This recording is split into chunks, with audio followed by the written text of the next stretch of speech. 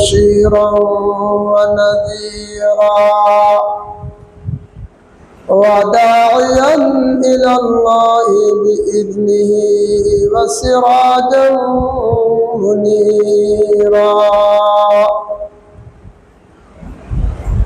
أما بعد فأعوذ بالله من الشيطان الرجيم. بسم الله الرحمن الرحيم.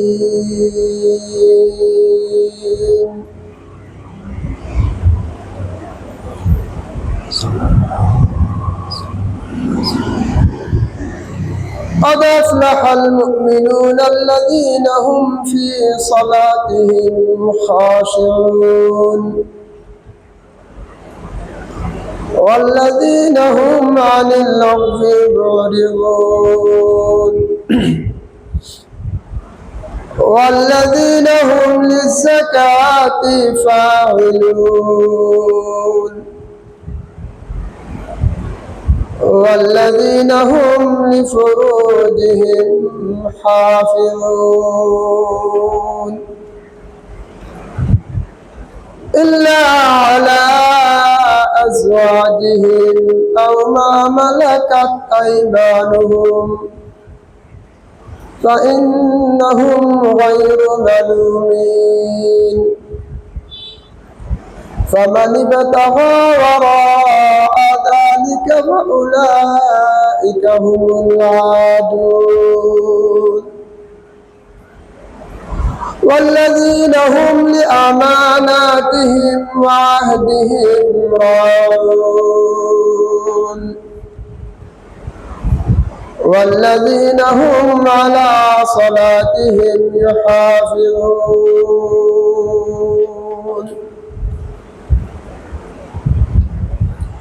والذين هم على صلواتهم يحافظون أولئك هم الوارثون الذين يرثون الفردوس هم فيها خالدون. وقال رسول الله صلى الله تعالى عليه وسلم الصلاة عماد الدين من أقامها فقد أقام الدين ومن هدمها فقد هدم الدين أو كما قال عليه الصلاة والسلام. سبحانك لا علم لنا إلا ما علمتنا إنك أنت العليم الحكيم. رب زدني علما رب اشرح لي صدري ويسر لي أمري واحلل عقدة من لساني يفقه قولي.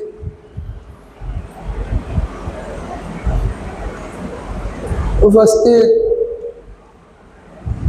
আজিয়ার এই মহতি মাহফিল দ্বিতীয় দিবসের সম্মানিত সভাপতি উপস্থিত হযরত উলামায়ে কেরাম এলাকার মুরব্বিয়ানে আযম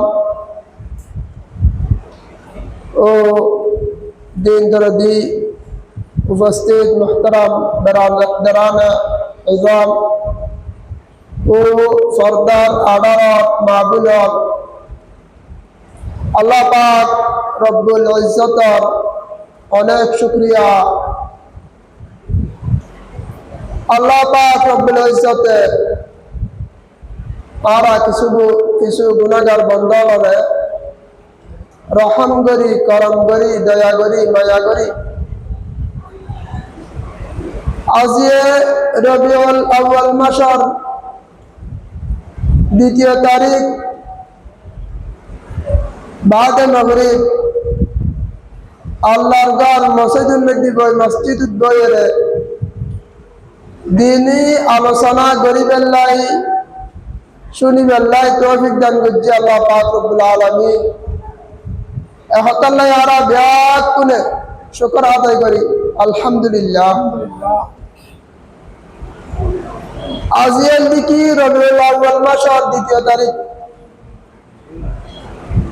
এই মাসের 8, 9, 12 3 কৌল আছে। সর্বাধিক বিশুদ্ধ কৌলের দিকে এই মাসের 9 তারিখ রাসূলুল্লাহ সাল্লাল্লাহু আলাইহি ওয়াসাল্লাম দুনিয়া তশরিফ আনলেন। এহতাল্লাই এই মাসের বিশেষ খুসুসিয়ত আছে। এই উপলক্ষে সিরাতুন নবী উপলক্ষে হুজুরে প্রতি বছর হুজুর আকরাম সাল্লাল্লাহু আলাইহি ওয়াসাল্লামের জীবনী লই আলোচনা করিবেন লাই, হযরতের জীবনী শুনাইবেন লাই একটা মাহফিলের আয়োজন করে 5 দিন ব্যাপী চলে। আলহামদুলিল্লাহ এই বছরও যথা নিয়মে শুরু হই গত হয় আর কারো 270 সবজুড়ে বয়ান করছি। আজি এখনো বয়ানিল বয়ান করার যোগ্যতা হাতে নাই, তারপরও উজুরে হই মুরব্বী মানুষ হাতে উপস্থিত হয়েছে।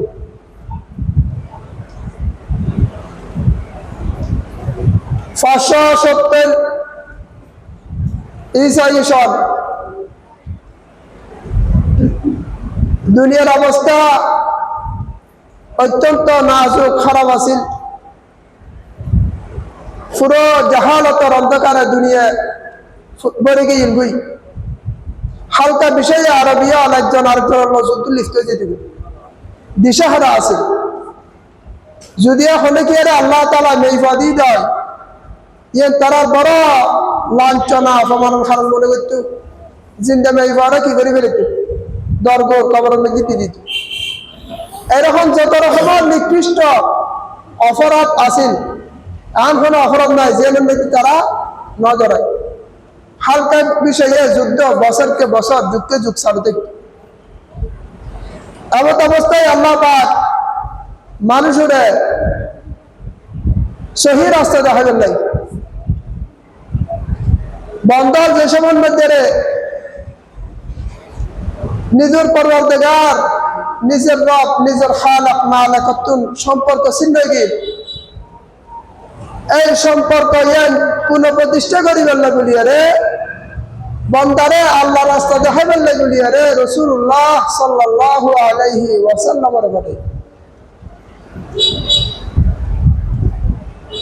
যাক এই বিষয়ে ওলামায়ে কেরাম আরো সুন্দর করে আলোচনা করিব সময় হবে। উদ্দেশ্য আছে যে রাসূলুল্লাহ সাল্লাল্লাহু আলাইহি ওয়াসাল্লামের ফাটানোর বন্দারে কি করেন আল্লাহ পর্যন্ত পৌঁছে যান, আল্লাহ সম্পর্ক তাআল্লুক জুড়ে যান। এহতাল্লাহ বলিয়া রে কিভাবে বন্দায় আল্লাহরে পাইব, আল্লাহর রাস্তা চিনিব, জাহান্নামত মুক্তি পাইব, জান্নাতের রাস্তা অবলম্বন করিতে পারিব, জান্নাতের মধ্যে দাখিল হইতে পারিব। এই রাস্তা দেখাবেন না বলিয়া রে রাসূলুল্লাহ সাল্লাল্লাহু আলাইহি ওয়াসাল্লামের মধ্যে আল্লাহ পাক রব্বুল আলামিন 30 পারা কোরআন নাযিল করেছেন 23 বছর হায়াতের মধ্যে। আল্লাহ পাক রব্বুল ইজ্জতের ওই কোরআনুল সূরা মুমিনুনের কয়েকটা আয়াত আল্লাহ পাক রব্বুল ইজ্জতের তৌফিক দিয়ে তেলাওয়াত করতে আমার সামনে আল্লাহ পাক রব্বুল আলামিন তৌফিক দিলি আয়াতের তরজমা হইম কিছু মানা মতলব হইম আল্লাহ তৌফিক দিলি ইয়ার পরে যে রায় ইনশাআল্লাহ বয়ান মুখতাসারান মধ্যে শেষ করব। আয়াতুল ফজি আয়াতুল দিকি সূরা মুমিনুন ফাতাম 11 আয়াত।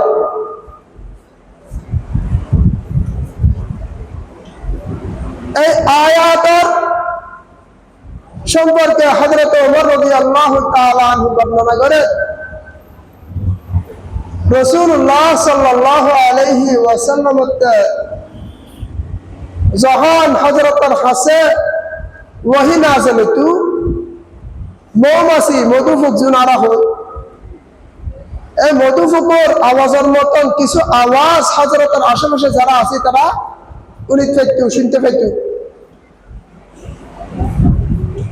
এখন এক সময়ের মধ্যে রাসূলুল্লাহ সাল্লাল্লাহু আলাইহি ওয়াসাল্লামের দরবারের মধ্যে দেখতে এরকম আওয়াজ শুনির আরা বুঝিত পেলাম হযরতের মধ্যে ওহী আইর আরা দেখুন ইন্তজার করিতে আইলাম তাজা ওহীর মধ্যে আল্লাহর পক্ষ কি নাযিল হই এন আরা কি করিবেন লাই উনিবেন লাই হুজুর পাক সাল্লাল্লাহু আলাইহি ওয়াসাল্লামের যত ওহী আসতো হযরতের মধ্যে বিশেষ অবস্থা সৃষ্টি হইত, অস্বাভাবিক অবস্থা ওহীর কারণে।